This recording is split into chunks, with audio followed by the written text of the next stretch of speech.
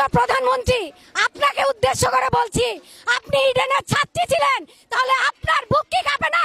আপনার বোনদের কিভাবে তারা কালকে মারছে? এক ছাত্রী লিখছে, আমার বাবা কোনোদিন আমার গায়ে হাত দেয়নি, আর সেই ছেলে সেদিন আমার বুকে হাত দিছে।